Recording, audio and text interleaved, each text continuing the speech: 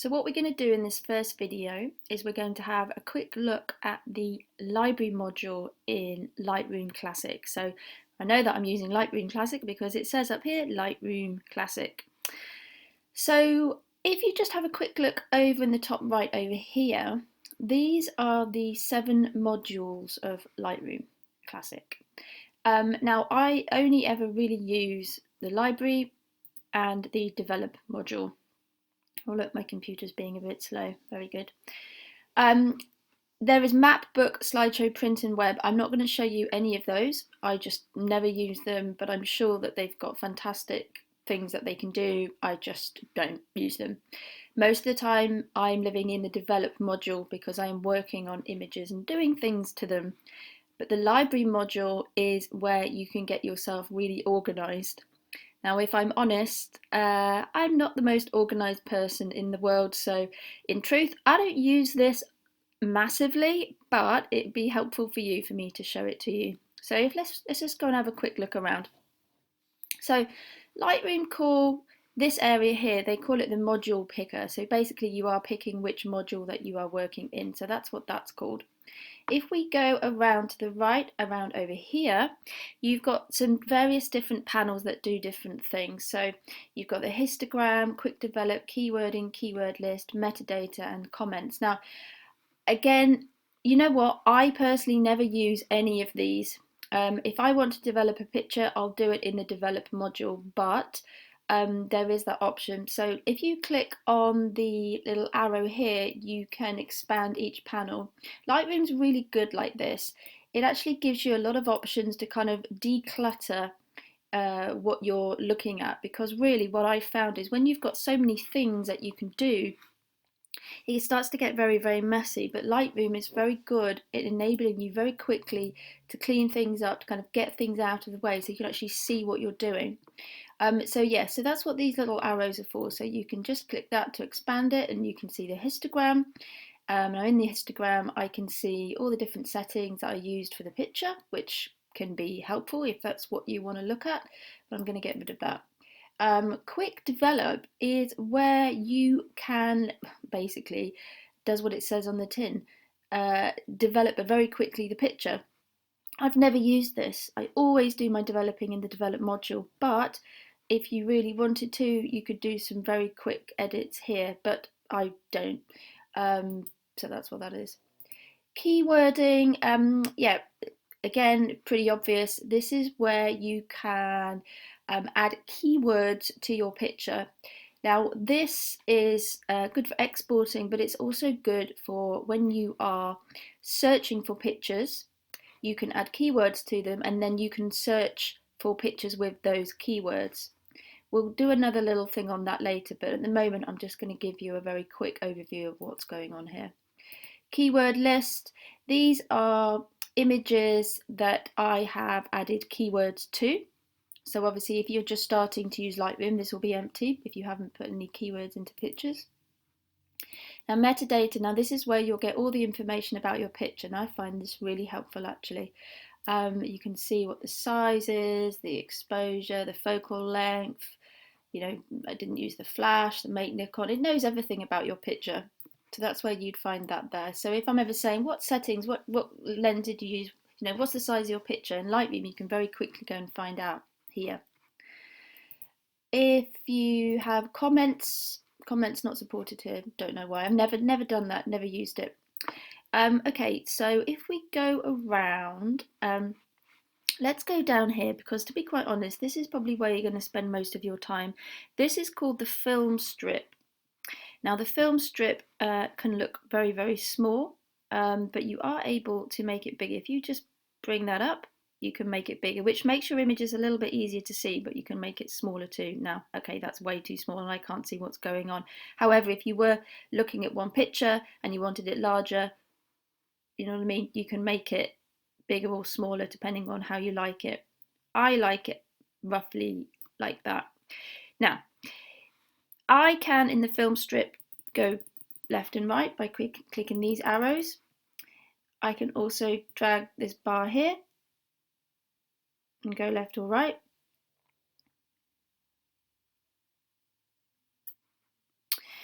Now the other thing is about the film strip. You've got these numbers here, which tells you basically this is the image number. Now, let me see. Okay, so in this Lightroom catalogue, I've got 2,304 images, and I know that because the last image has that number. My other catalogue, I've got over 10,000. But yeah, you can quickly see that you could get quite lost if you were looking for pictures going along the film strip, because it's a little bit of a clunky way of looking at things. There is another option. You can, if you see this bit here, if you click on there, in this area, you'll then get some thumbnails. Now, I personally find this quite a good way of looking for pictures, but I can't see that many thumbnails. So down here, where it says thumbnails, you can make them larger or smaller. Now, this area over here, I'm finding at the moment quite big, so I'm just going to make that a little bit smaller, and then I can see more thumbnails, which I'm finding personally a little bit more handy. So I can go up and down, and actually it's a very good way of very quickly being able to see all the pictures in your catalogue. Now, the catalogue basically just means all the pictures that you've got in Lightroom. Now, over here, can you see where it says all photographs? Now remember, I've got 2,304 photos in Lightroom. I've got one selected, just one selected. Let's select another one. That's Betsy. Oh look, there's some flowers. Hardly ever take pictures of anything else other than dogs. Let's go and see what's this one. Okay, so if I got that one selected, but it's not very big in here, I want to see it bigger, all I need to do is go to the image and double click, and there it is. Or you can go back. See that again? That's small again. You can go to this icon here. It's called the loop view, and there you go, and there it's big again. Now, again, like I said, the film strip can be very, very small to view. So when you're going across the film strip, you don't have to click, but up here in the top left, there's a thing called the navigator, and I found the navigator very helpful actually. Mainly for going through the film strip and finding images that I want to select. So for example, let's see, oh I don't know, there's lots and lots here. Let's go for that one. As you can see, as I go over the images in the film strip, I'm not clicking on anything, but in the navigator in the top left, you're seeing a preview. Now this is really, really helpful because depending on how fast or slow your computer works, it actually takes time to load up these previews. It's doing it quite fast now, but sometimes, depending on if my computer is having a little bit of a wobble, that can take time. So actually just going over this film strip without clicking, you can see the previews in the navigator, and I find that quite helpful. The navigator is helpful for other things too. So for example, you've got these options here in the navigator. So fit will mean that you'll fit all of the image into the image preview window in the middle. Fill, you'll fill the space. And you have different zoom options here. So you've got 1:1, or you've got all sorts of different zoom options. So let's just click 1:8. Okay, so that makes it smaller. 1:16, that makes it smaller still. But if I wanted to go further in, 4:1, that's too much. Let's say 2:1. Okay, 2:1 or 1:2. Okay, that's about what I want it. Now, because sometimes when you zoom in, you want to be able to see a certain part of the image, but not too much or not too little. It depends on what you want to see. Now, as I've zoomed in, you see that you've got this box in the navigator. If you put your cursor into the middle of it, you can move this around, and this is really, really quick. The other way of doing it is to move your cursor into the central area and to move it around like that. Now, if I was like, okay, yeah, I'm happy with that, now I just want to see all of the picture again, I could go back up to fit and fit it in, and it's really, really easy. Okay, so I'm going to hide the navigator there. Catalogue is basically all the pictures in Lightroom. Now, the thing is to remember about Lightroom, it's very, very important that your images in Lightroom, they're not, they're in Lightroom, but they're not in Lightroom. So you've got your original source images stored somewhere on your computer, and Lightroom opens up a preview of that image. So don't be thinking that because you've got your image in Lightroom, that is where it's stored. It is stored somehow in Lightroom. It isn't. It is stored somewhere else on your computer, but you set where it is stored. So we're going to go into that shortly in a different video, but it's really important that you don't delete the source file, because Lightroom is purely showing you a preview of that source file. If you delete the source file, in fact, I've got quite a few examples of where I've done that for various reasons, which I'll go into later. Let me see if I can find one. Shouldn't be too hard. Okay, here. This is an example of where I do not have the source picture in Lightroom anymore. And I know that because down here there's a little exclamation mark. That means I've got the preview, and you can see it's actually pixelated. It's not high quality. If you click there, it says it could not be used because the original file could not be found. Would you like to relocate it? Now, it says here previous location. This is where the original source file was stored. Now, I've moved that because I just have various reasons. I didn't necessarily need it in here anymore, but I just haven't deleted the preview. So that's the difference. You need the preview, but you also need the original source file. I'm not going to locate it, but I could locate it and then relink the original source file with the preview again, but I'm not going to do that because I don't need to. But I'll show you how to do that in a different lesson. So I'm just going to cancel that. But it's very important to understand that you need to have your original source file linked into Lightroom and not to delete them. Anyway, back up to the catalogue. It says here, all photographs 2,304. Now, synced photographs, I don't do anything with that. Synced is when you have them synced between your different versions of Lightroom, whether it's on a computer, mobile, desktop, etc. I don't do that, so I'm not going to show you how to do that. Quick collection is an area, if you come down here in your film strip, says here quick collection, and up here quick collection. Quick collection is a very useful thing that I use to very quickly put images into an area that I might want to use at a later date.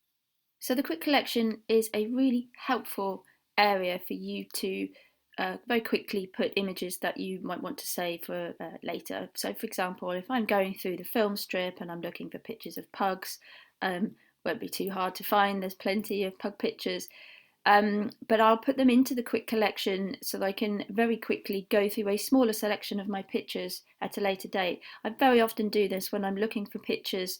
Oh, I don't know, I'm looking for a theme, or I'm looking for some of my what I deem to be my best pictures to post on social media. It could be any reason. I'll just very quickly put them into the quick collection, and then I'll have a smaller section of images to look through later on, instead of having to go through all of my 2,304 pictures, which can be a bit laborious if I'm going back and forth throughout the film strip. Now it's very quick, it's very easy to be able to put images into the quick collection. Let's say, but go back to the all photographs. So now I've got 2,305 available to me. Let's say I wanted to put this image here into my quick collection. I would simply select it and press B, and then it says add to quick collection. Then if I go down here where it says all photographs, click on that, then I should get some options. I go up here to quick collection. Now where the film strip is, I'll only see 130 photos because I've only got my quick collection selected, and that image that I just put into the quick collection is now there, along with all the other images that I've put into the quick collection. Actually, most recently I've been putting images into the quick collection that I'm thinking about showing you guys on the course, and quickly put them in there, may or may not use them at a later date. It's very easy to get rid of the image from the quick collection. I would simply press B again, and it's removed from the quick collection. Now, when I do this, this is not removed from my Lightroom catalogue in total at all. It's still there. It just means that it's removed it from the quick collection. Okay, so if we go back up to all photographs, 2305, synced, I'm not showing you, quick collection. Previous import, now if you click on there, previous import pretty much is obvious. This is the last import that I did.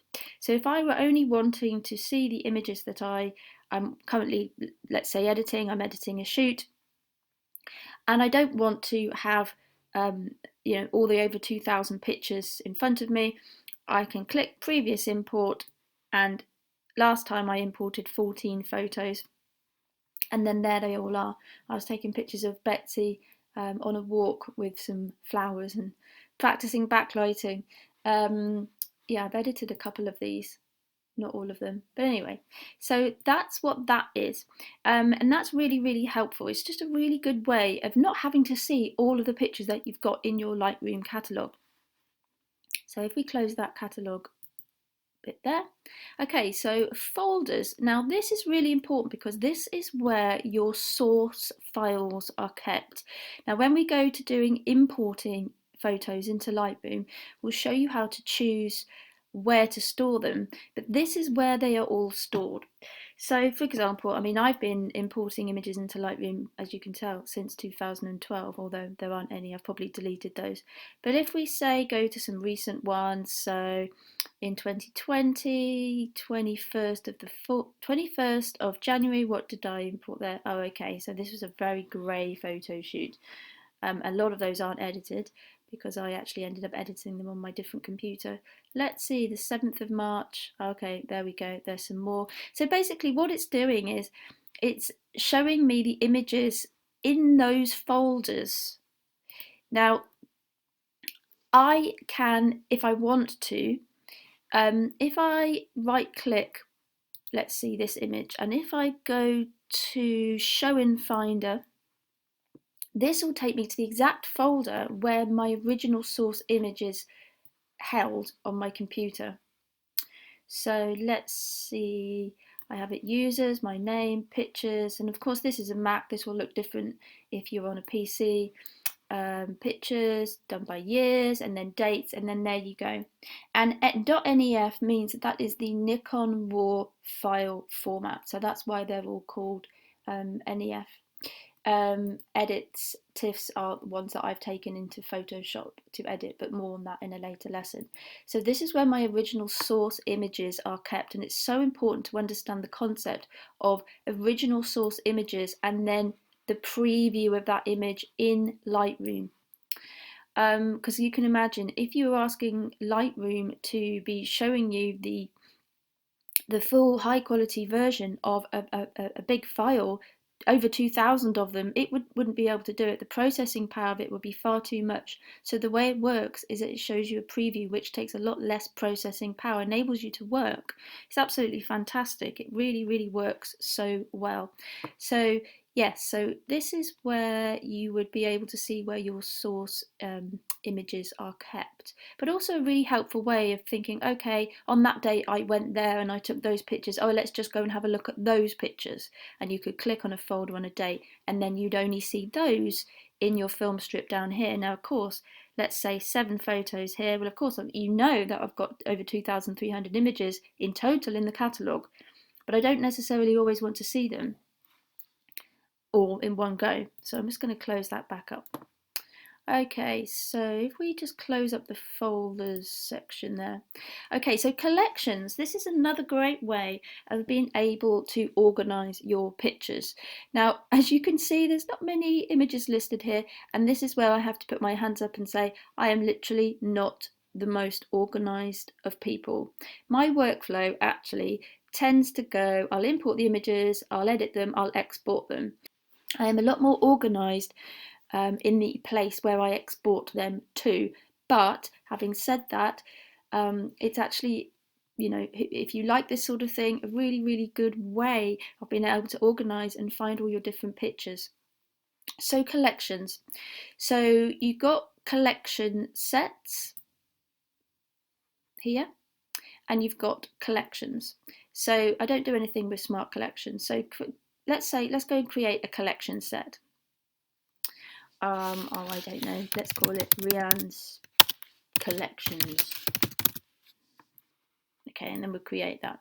So Rianne's collections is just there. Now in that collection set, I can then have some collections. So let's create that. Let's create a collection. Okay, so we're going to put this collection inside a collection set, which is Rianne's collections. So I'm going to call this collection Boo. Okay, so now in that collection set, I've got one collection called Boo. So let's go and let's go and create another collection. Let's call it Betsy. And inside a collection set, Rianne's collections, create. Okay, so here I have got two collections in my collection set, but it could be anything. So for example, you could have a collection set saying holidays, and in the different, you can make different collections. I don't know, let's say you went to Cornwall, collection for Cornwall. Let's say you went to Scotland, collection for Scotland. It's just another way of being able to organise your pictures so that you can find them more easily. Let's say I want to go to find, I knew that there were some pictures of Betsy and Boo in my quick collection. Okay, so this is a picture of Betsy. So I am going to drag this picture into Betsy's collection. Now it hasn't duplicated it or done anything to the original file. It's literally said to Lightroom, this picture is in the quick collection, it's in the main catalogue, but also we're going to put it in this collection here. Okay, let's find another one of just Betsy. There she is. We're just going to drag that in. So now, let's first of all, let's do some of Boo. Although, I'm not sure I've got that many of poor Boo on her own. Oh look, there's one. Okay, so we're going to drag that one of Boo in. Okay, so now you can see that in the collections, we've got, if I click on that, we've got two with Betsy and we've got one with Boo. So you can see actually, if I were really doing this properly and you know, every time I was taking a picture of one or the other of them, you know, I could build up a substantially much easier way of looking through all my pictures of the girls. Now I want to do another one, create collection. Let's call it B and B, Betsy and Boo. Inside collection set, Rianne's collections. Oh, and I've spelt that wrong. Can't have that. Hang on. Oops. Rename. Right click on it to rename. Can't have that. No. Rename. And there you go. That's also very helpful. So we've got B and B. So it's got nothing in it at the moment. But let's say we go back to the quick collection. And simply because this is easy, because I know that some of them are in here, I can just drag them in there. Alternatively, I can click one and I can press command and then click another and then another and another and another and another, and then I can drag all of those in one go. So now the B&B collection has 8 photos. So that's a really great way of organising your pictures, but as you can tell, I don't really do that so much, although I do have some Photoshop work here that I've done, which I'll show you at a later date. But collections are great. I'm just, yeah, hands up, I'm just not the most organised of people. But if you are very organised, then I suggest you use them. Below the collections, you've got publish services. Now, publishing is basically getting your images out of Lightroom into somewhere else. And basically, they've given you like an automated way of doing this. So you can actually publish your images straight to Facebook, straight to Flickr, if that is still being used. Photo Shelter is the website where I have all my galleries for my customers, so they have a plugin there. But you can get different services. So I use the Photo Shelter one. That's the one I use mainly. I don't export or publish to anything else direct aside from my hard drive. So it's basically my hard drive, or I'll publish to Photo Shelter. But there are various different ones. So if you want to find out, then go and have a little look online. So I'm going to show you some more little bits in the library just before we move on. Down here, This is a toolbar. These are various different tools that you can use. This here, if you're ever not sure what something is, if you just hold your mouse over something for a little bit, then it will tell you. This is the grid view. So again, this is where you can see lots of images in one go. This is the loop view, so you can just see one image. Now these things here, I don't have anything to do with, so I'm not going to show you those. I do know that this is the people view, but most of my pictures are of dogs, so I don't think that that would work. But again, like I said, I really haven't used the library altogether all that much, and I've managed to survive this well so far, but you might want to go and have a look into these things. So in the grid view, I can see the images fairly small, or again, if I change the thumbnail size, I can see them larger or smaller. Now, this view has various different ways of being sorted. Of course it does. So if you go down here, it says sort. Now, I always have it capture time. So obviously these pictures are now in the order in which, at the time that I captured them. They'll also be sorted on dates because they were taken at various different dates. But I can change the capture time from earlier to later earlier. So if you go like that, then it'll swap it around. I can't imagine why I would want to do that, so I'm not going to do that. I'm going to put it back because I like things to be in linear, logical time order. But you can sort your images by various other ways down here. And again, I don't have anything to do with any of these because I just don't do it. But we might come back to that in a little moment. Over here, there's a drop down arrow. Now this is where you've got various different view modes. So I'm going to click flagging and the flags appear. Rating, the rating appears. Color label.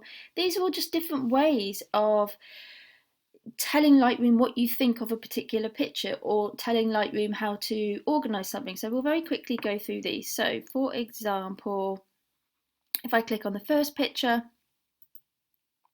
if I click the flag there, that little flag there will appear. Now that is the white flag. That's generally considered, okay, this is a pick. This is what I like. If you hold your mouse over the next one, it says set as rejected. So if I set that rejected, okay, it's rejected now and the image is greyed out, but that doesn't mean it has been deleted from Lightroom. No, you're just saying I don't like it. Now I can't understand why, if you rejected something, why you wouldn't just go and delete it. But anyway, yeah, people work in various different ways, don't they? So I'm going to say reject that one. This one I'm going to pick, but there's a different way of doing it. And of course you can use the letter P for pick. Now what is the letter for reject?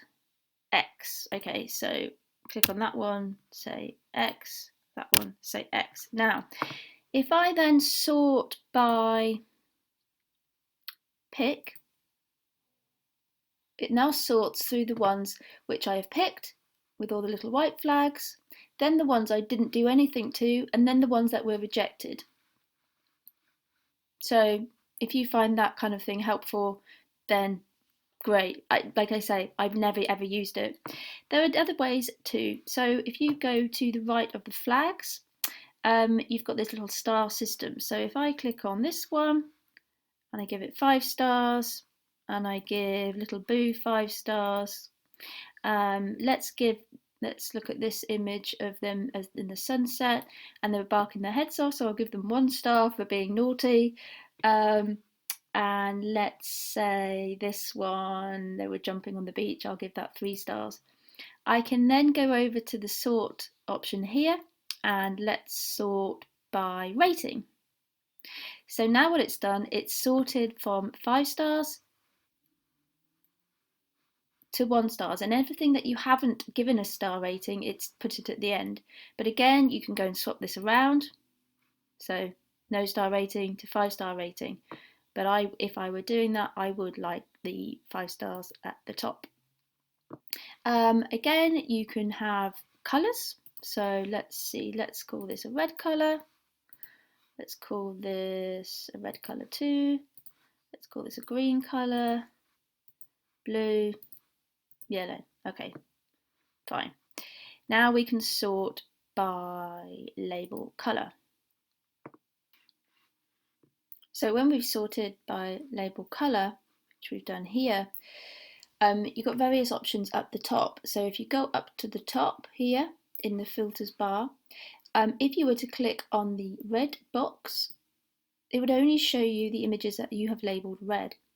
If you untick that, it will show you them all because there is no filter applied. If you were to tick the yellow box, again, you just get the yellow, untick that, then you get them all. Let's say you wanted both the yellow and the red, and then you'd get both of them there, and the green, and then that would add in, and then the blue, and then that would add in. And then you can just kind of not delete, but kind of unfilter those options. So just one last thing, because I don't think I've explained it that clearly. So we are still in the collection set Rianne's collections, and here is the loop view. So I've just got this one image selected.